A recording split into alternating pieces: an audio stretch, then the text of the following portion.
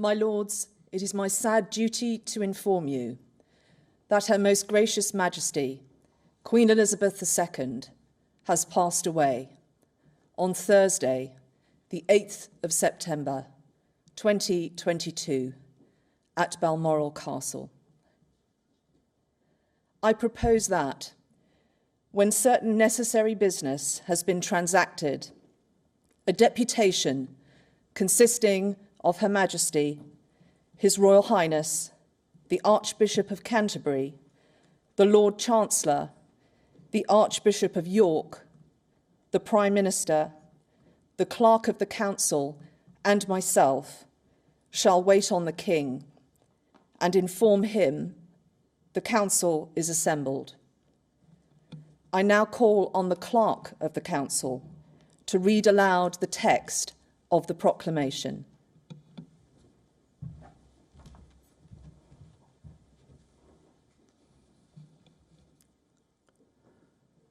Whereas it has pleased Almighty God to call to His mercy our late Sovereign Lady, Queen Elizabeth II, of blessed and glorious memory, by whose decease the crown of the United Kingdom of Great Britain and Northern Ireland is solely and rightfully come to the Prince Charles Philip Arthur George.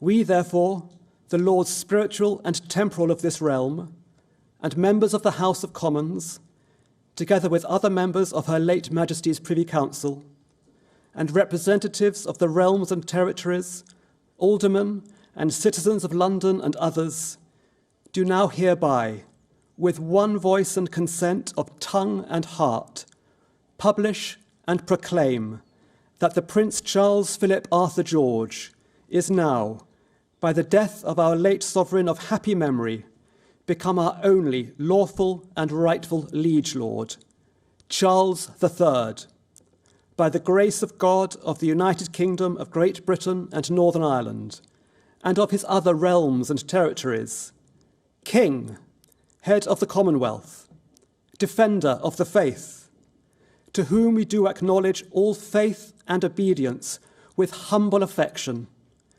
beseeching God, by whom kings and queens do reign, to bless His Majesty with long and happy years to reign over us. God save the King! God save the King!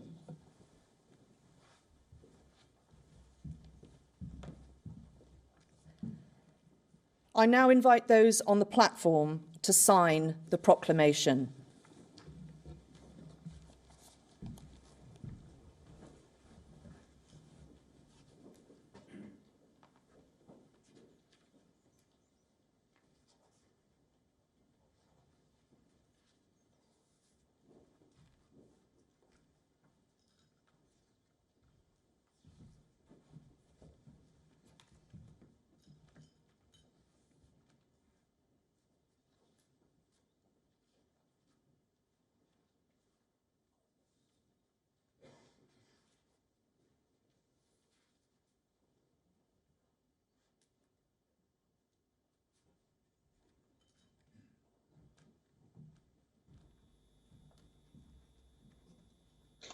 Now, Charles III will soon be formally proclaimed king during an elaborate ceremony at St. James's Palace, starting right now at 10 a.m. British Standard Time. Prime Minister Liz Truss has arrived for the meeting of the Accession Council, which we'll get to see as the ceremony will be televised for the first time. Flags that were lowered in the morning for the late Queen will now fly at full mast for the new king. A wave of further proclamations will take place across the UK until Sunday, when the flags will then return to their half-mast. Now, this comes after the king has pledged to follow his darling mama's life of service in an emotional first address. During that address, he said that his son William would become the Prince of Wales, with William's wife Catherine becoming the Princess of Wales. This after the Queen, the UK's longest reigning monarch, died peacefully at Balmoral Castle on Thursday afternoon at the age of 96. Now, Charles III will formally be proclaimed king at this historic ceremony at St. James's Palace. Flags lowered in mourning for the late Queen will fly full mast after the Accession Council, which is being televised for the first time. A wave of further proclamations will be taking place across the UK until Sunday, and at that time, the flags will then return to half-mast. Now, all of this coming after the King pledged to follow in his darling mama's life of service in his emotional first address yesterday. Now, the King will make a personal declaration about the death of the Queen and will make an oath to preserve the Church of Scotland, because in Scotland there is a division of powers between the Church and the state. Among those attending will be Camilla, Charles's wife of 17 years, who now has the title of Queen Consort, and the King's son, William, and the new Prince of Wales. Printed and published in specialist supplements in the London, Edinburgh, and Belfast Gazettes. 2. Directing the Lord Chancellor to affix the Great Seal to the proclamation proclaiming His Majesty King Charles III. 3. Directing the kings, heralds, and pursuivants of arms to attend at the Court of St. James to proclaim His Majesty King Charles III. 4. Directing the Lord Mayor, the Court of Aldermen and Commons of London to attend at the Royal Exchange to proclaim His Majesty King Charles III. 5. Directing His Majesty's Secretary of State for Defence to give directions for the firing of guns at Hyde Park as soon as His Majesty is proclaimed.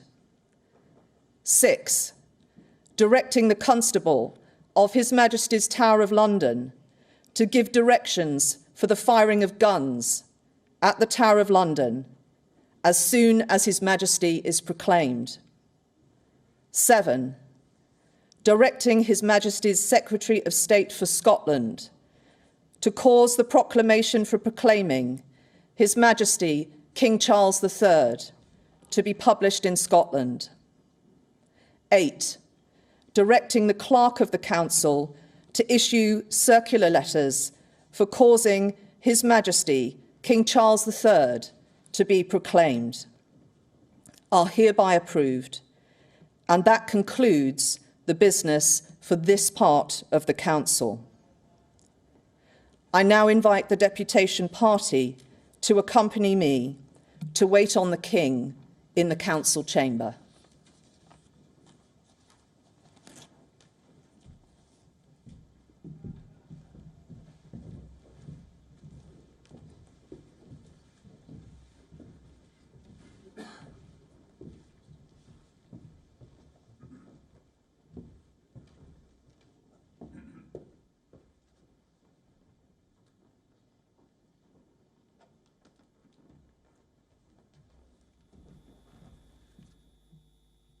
Now, in a historic move, this ceremony will be televised for the first time. The first public proclamation is due to take place from the Friar Court balcony of St. James's Palace in London at 11, a moment that is usually accompanied by centuries-old pageantry with trumpeters playing a fanfare and gun salutes fired in Hyde Park and at the Tower of London.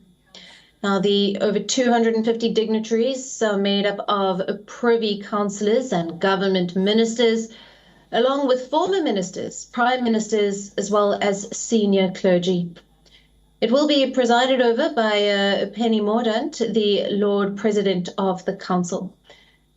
Now, to note, the King will not be present for the first part of the Council, but will then hold his first Privy Council the UK's oldest working legislative assembly. Now, Charles III will formally be proclaimed king at this historic ceremony being held at St. James's Palace. Flags have been lowered in mourning for the late Queen and will be raised to full mast after the Accession Council, which is being televised for the first time.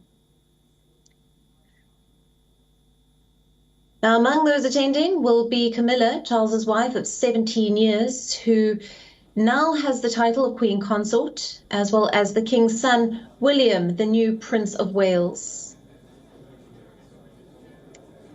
We're expecting this first public proclamation due to take place from Friar Court balcony of St. James's Palace in London at 11. This moment is usually accompanied by centuries-old pageantry with fanfare and gun salutes fired in Hyde Park as well as at the Tower of London.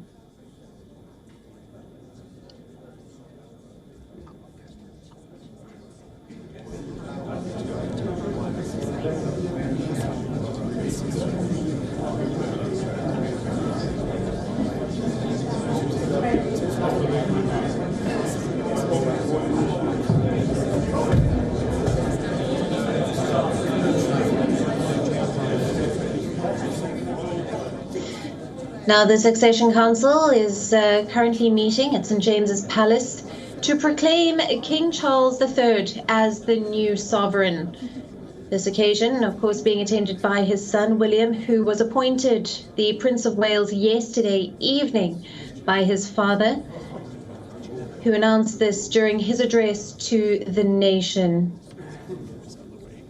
Now, we know this is a historic move that the ceremony will be televised for the very first time. It will be presided over by Penny Mordaunt, who is the Lord President of the Council, and will be attended by the 250 dignitaries made up of the Privy Councillors and government ministers, along with the former ministers, former prime ministers, as well as senior clergy. King Charles will not be present for the first part of the council, but then he will hold his first Privy Council, which is the UK's oldest working legislative assembly. After this, he will make his declaration about the Queen's death and will vow to preserve the Church of Scotland.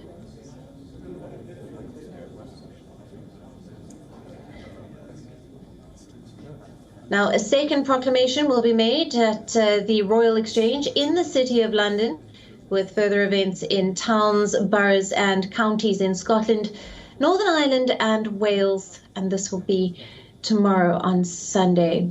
The flags will be flown at full mast after the principal proclamation, after being flown at half mast since the Queen's death was announced at 6:30 p.m. on Thursday. They will then be lowered again an hour after the proclamations of Sunday.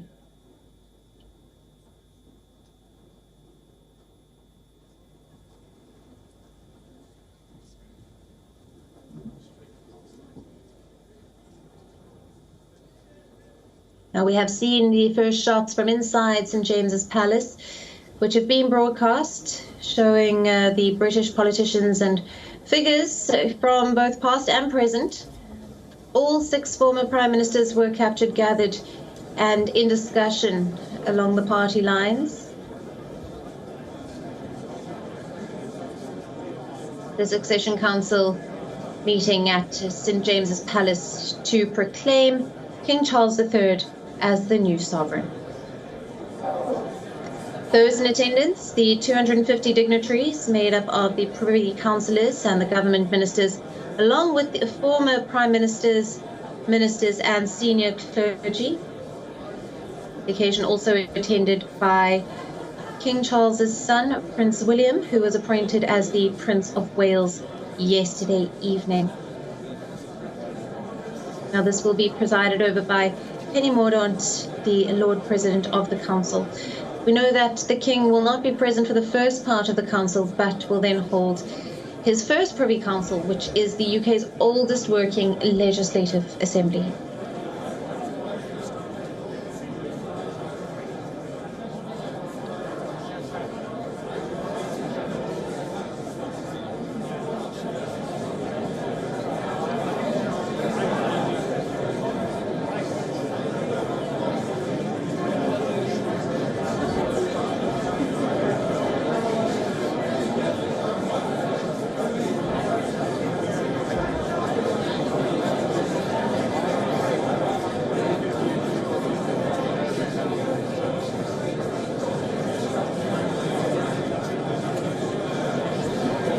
Now, King Charles III will be formally proclaimed king at this historic ceremony at St. James's Palace this morning. We have seen the flags that were lowered in mourning for the late Queen will now fly at full mast after the Accession Council, which is being televised for the first time.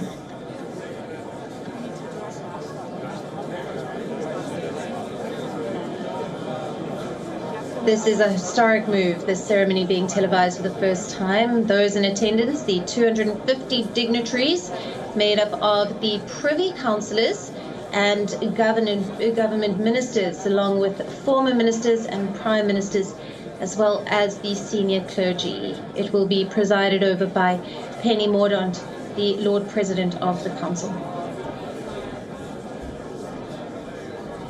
The occasion will also be attended by King Charles's son, Prince William, who was appointed the Prince of Wales yesterday evening by his father, who announced this during his address to the nation. Now, this comes after the King pledged to follow his darling mama's life of service in that emotional first address.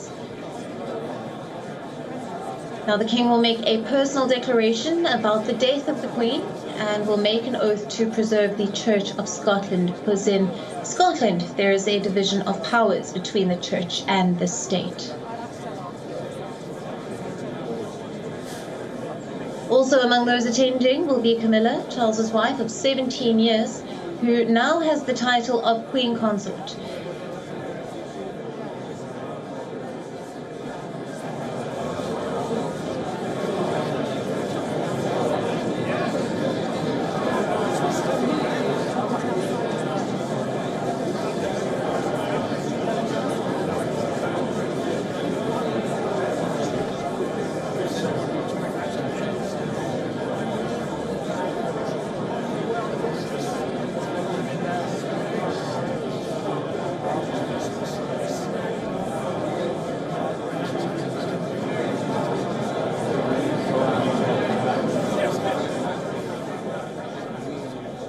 Now, Britain and the world watching the formal proclamation of King Charles III at St. James's Palace today. Now, we can see from the throne room the former Prime Ministers as well as the current Prime Minister Liz Truss, all in attendance. Now, this is 2 days after the death of beloved Queen Elizabeth II, Britain's longest-serving monarch. Charles automatically became Britain's new monarch on the death of his mother, who was aged 96 at Balmoral Castle on Thursday afternoon. But the Accession Council is a body of advisors.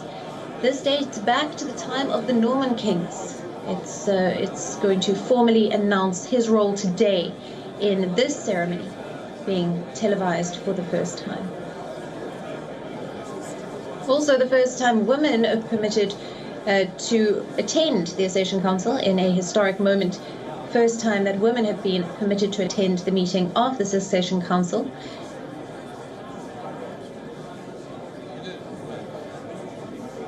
And now that the first part of the Accession Council's business has been concluded, the UK is waiting to see its new king in the second part of the gathering.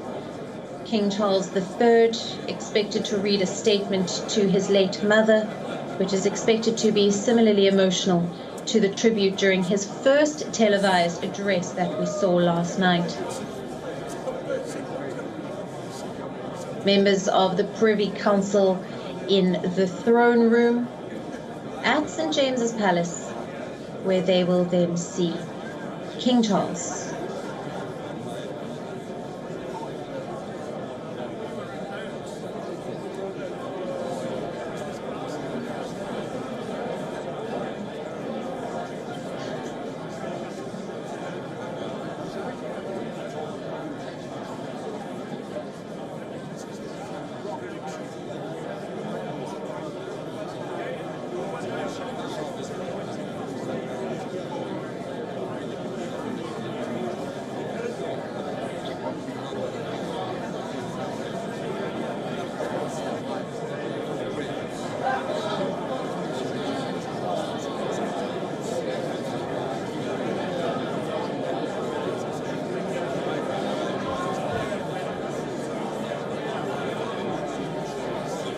Now, Britain and the world watching the formal proclamation of King Charles this today. Now, this is just 2 days after the death of beloved Queen Elizabeth II, who is Britain's longest reigning monarch.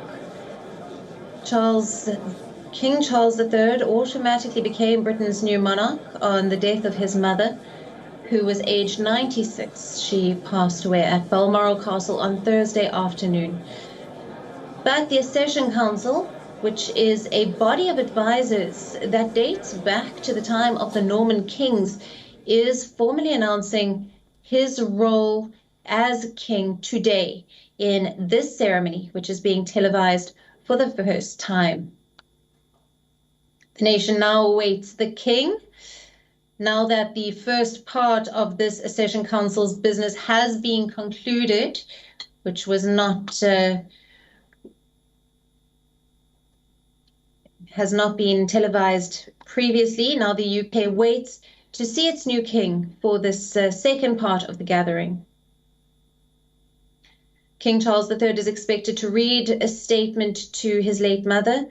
We are expecting this to be similar to the emotional tribute that he paid during his first televised address yesterday.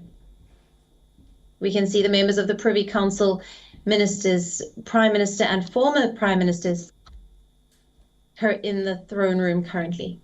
Business for part 2 of the Council. Your Majesty, to make your declaration.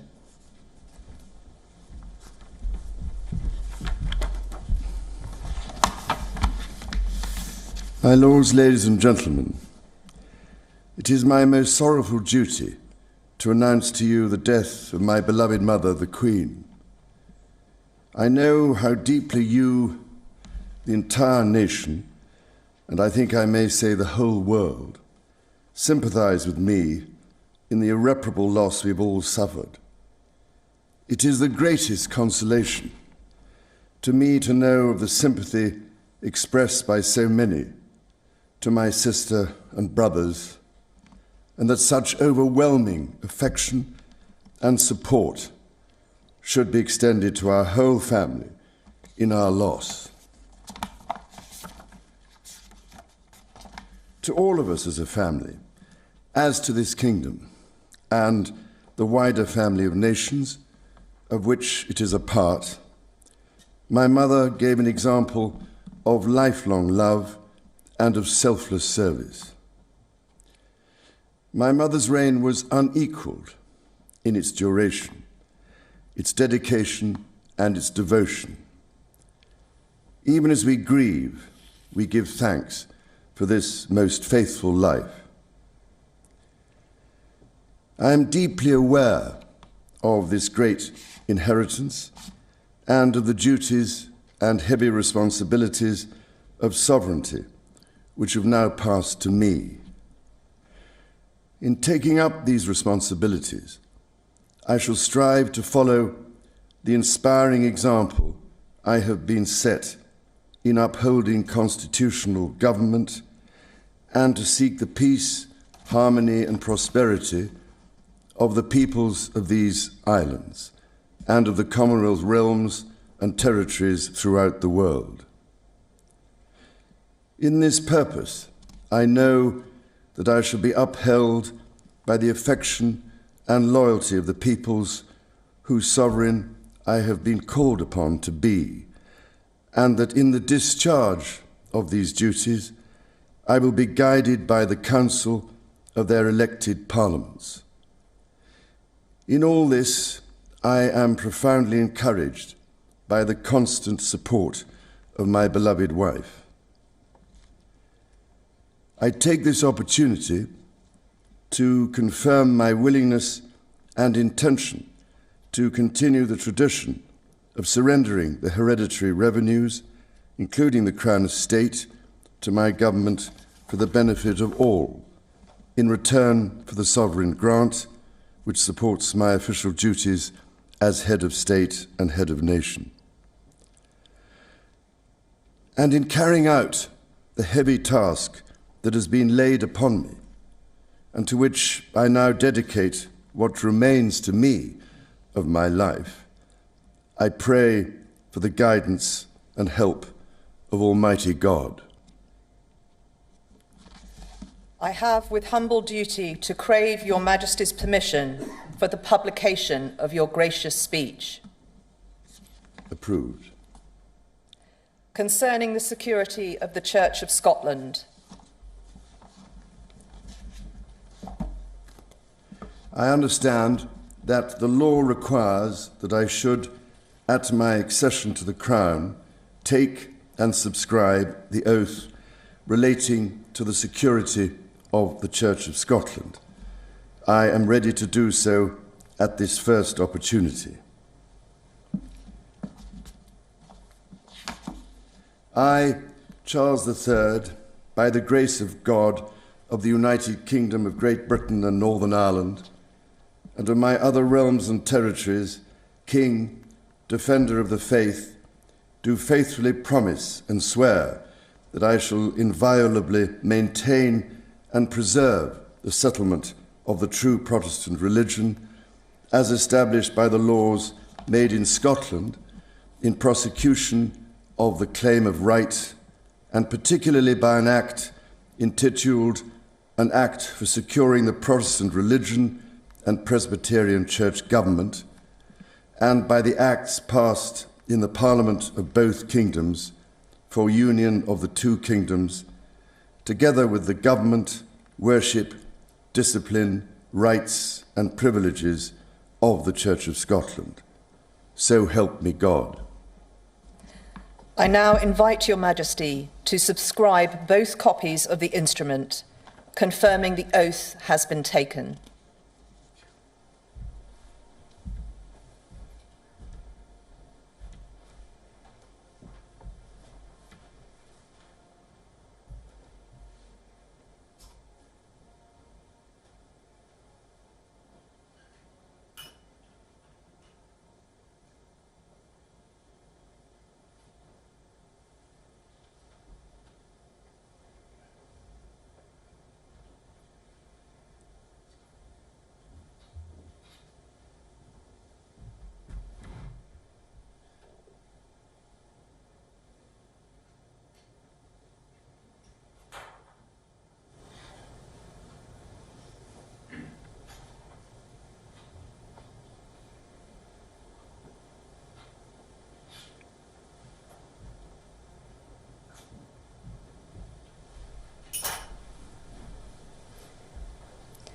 I now invite the witnesses to His Majesty's oath to sign both copies of the instrument.